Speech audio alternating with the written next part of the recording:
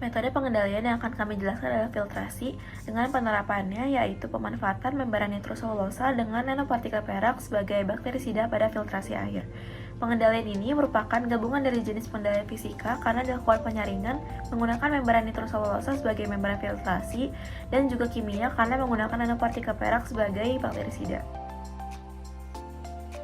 Nitroselulosa adalah produk esterifikasi dari selulosa dengan asam nitrat yang memiliki sifat dapat menjadi film. Dari sifat ini, nitroselulosa dapat dijadikan sebuah filter yang dapat menyaring air dari bakteri dan fungi. Dari sebuah penelitian ditemukan bahwa beberapa jenis bakteri dapat menghasilkan AGNP atau merupakan biosintesis silver nanopartikel. Silver nanopartikel memiliki sifat bakterisidal, yaitu dapat membunuh bakteri. Dan dari gabungan kedua konsep tersebut, kita dapat menciptakan sebuah membran filtrasi yang dapat menyaring sekaligus membunuh bakteri dari air. Secara sederhana, untuk proses pembuatan nitroselulosa, pertama dilakukan pretreatment sampel sesuai bahan baku yang digunakan, contohnya serabut kelapa untuk memperoleh selulosa. Kemudian merangkai alat untuk proses nitrasi, memasukkan campuran asam sulfat 95% dan asam nitrat 65% sebagai bahan reaksi, mengatur suhu di dalam alat sekitar 5-15 derajat Celcius, memasukkan sampel yang telah diberikan pretreatment, mengaduk dengan alat untuk memulai proses nitrasi selama sekian waktu, dan setelah selesai, sampel dicuci dengan aqueous dingin, larutan natrium bikarbonat 10%, kemudian aqueous lagi.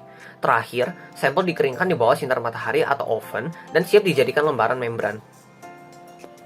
Proses penambahan nanopartikel perak. Yang pertama, menyiapkan membran nitroselulosa dengan ukuran pori-pori 0,45 mikrometer, ketebalan 130 mikrometer, bubble point 2,4 bar, dan diameter 47 mm.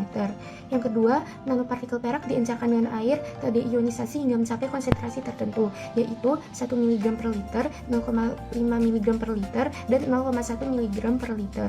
Yang ketiga, membran nitroselulosa disemprotkan dengan 250 mikrometer konsentrasi nanopartikel perak yang berbeda-beda.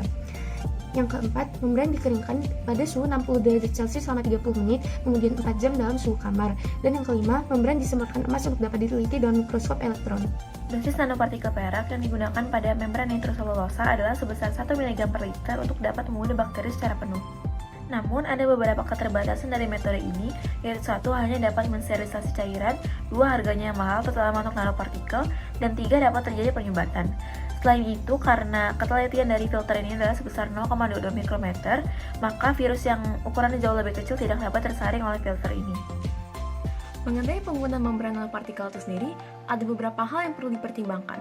Pertama, dari sisi positif. Kualitas membran nanopartikel ini cukup untuk menyaring air hingga kualitas air minum.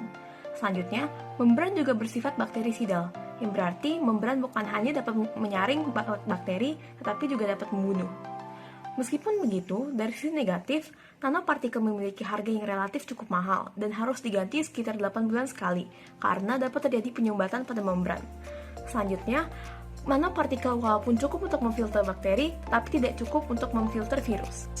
Sebagai kesimpulan, nanopartikel sebenarnya cukup untuk skala kecil seperti lab atau rumahan karena kegunaannya dan ukurannya yang cukup portable.